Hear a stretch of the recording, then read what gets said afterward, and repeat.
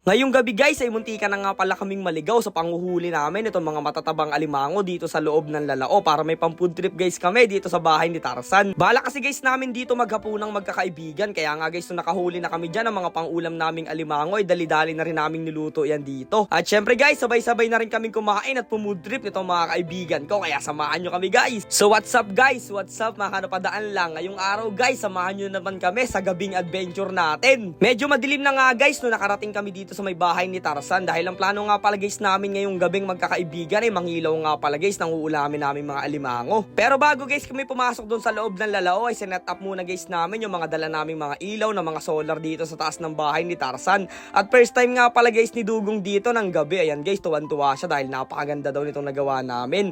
Bali nga guys kasama ko rin dyan yung tropa kong si Angelo at si Balong. Kasama ko rin nga pala dyan guys si Miguel kaso nangingilaw siya ng hipon nauna na siya sa amin. Eto naman guys yung mga flashlight at mga shoe guys na gagamitin natin sa panguhuli guys natin ng mga alimango at sinubukan nga guys ng tropa natin kung matibay. Ayun matibay nga guys.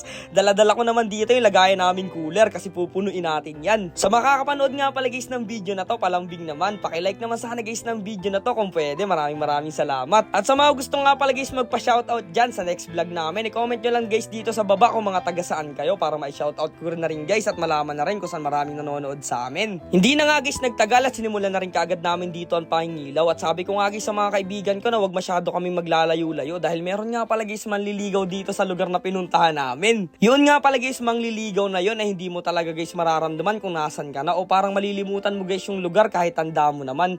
Basta guys iibahin niya o lilutuhin niya yung utak mo para hindi ka makauwi. Kaya sa mga laking probinsya alam ko o naranasan nyo yung mga ganyang bagay. At dito nga guys hindi pa nga kami nakakalayo ay nakakita agad kami dito ng isang alimangong pula na nakasiksik dito guys sa may ugat. Tapos maya-maya lang pagkaikot namin dito sa may kabilang pilapil guys ay tingnan nyo naman may nahuli ulit kami dito ng tropa ko si Angelo at si Dugong. Balak pa nga guys nilang kapitan yan kaso nga lang guys baka masipit kami dahil masakit yan. Bukod nga pala guys sa mga alimango hinihuli rin nga pala namin dito guys yung mga tinatawag naming damuko. Ayan nga pala guys yun.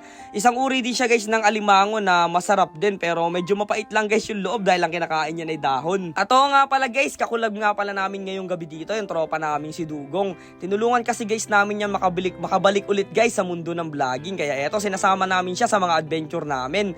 Netong mga nakaraan kasi guys ay natigil talaga yan sa pagbablog dahil nawalan siya ng makakasama. Alam nyo naman guys pag catch and cook yung mga content ay napakahirap talaga kaya eto guys nandito siya para tulungan at kabayan natin. Pero minsan guys pag meron siyang ibang content ay hindi natin yan makakasama. Kasi nga pala guys yung pag-ibig nga pala niya ay medyo malayo dito sa lugar namin sa kabilang bayan kaya pag nandun siya guys ay dun muna siya magko-content tapos kami naman ay dito lang sa amin. Pero habang nandito yan nga guys sa lugar natin si Dugong syempre makakasama natin yan sa mga adventure natin palagi. Dito nga guys sa puntong to ay parang naliligaw na nga kami kaya sabi ko sa mga kaibigan ko dito wag kami maghiwa-hiwalay. Meron na rin kasi guys kaming naaamoy ng mga iba't ibang amoy at ayan nakakita pa yung tropa ko dito si Angelo ng tinatawag guys naming takig. Eto nga pala guys hindi siya malala pero pag tinuklaw ka nito guys panigurado nakakagulat talaga. Dahil nga guys nakakaramdam na kami ng medyo kakaiba doon sa pinasukan namin yung iba na yun. Napag-desisyon na rin namin magkakaibigan na bumalik na lang. Sakto na rin naman guys at meron na rin kaming pang-ulam dito sa bahay ni Tarzan ngayong gabi kaya pagtsatsagaan na lang guys natin ito. Buti na lang guys dahil mga makukulit yung mga tropa natin ay ginagawa na lang namin biro ay nararamdaman namin takot kanina dun sa loob. Kaya nga guys habang nagpapahinga kami dito ay tamang merienda lang muna kami dyan at kwentuhan kanina. Sobrang saya nga pala guys ng grupo namin ngayon dahil syempre nabuo na ulit kami at talaga namang napaka-solid guys na nangyari sa mga buhay namin. Dahil sinusugod na rin nga guys kami dito ng 1,000,000 lamok ay nagpasiga na rin nga pala guys kami ng apoy dito syempre para makapag-start na tayong makapagluto. At ayan nga guys buhay na buhay pa yung mga nahuli nating alimango dyan. Sinalang lang namin dyan guys tapos konting linis. Ayan yan talaga ang mga luto guys na sinasabi nating pacham lang guys, tsambahan lang. Wala na linis.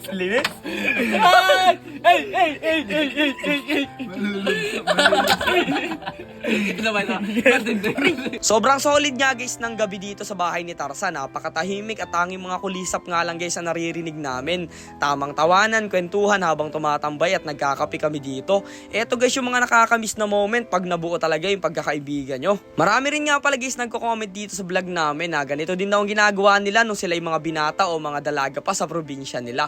Kaya eto guys, binabalik lang namin yung mga alaala nyo at pwede kayo manood lagi sa channel namin kung gusto nyo yung mga ganitong vlog. At syempre guys, para lagi nyo kami mapanood ay mag-follow kayo dito sa page natin at i-like nyo na rin sana. Syempre guys, para hindi namin kayo maiwan sa masarap na adventure, masarap na food trip at syempre masayang pagkakaibigan. Kaya tara na guys! Maya-maya nga lang guys, kumukulo na at medyo luto na rin itong mga alimango natin. Kaya ano pang iniintay natin guys, samahan nyo na kaming food trip.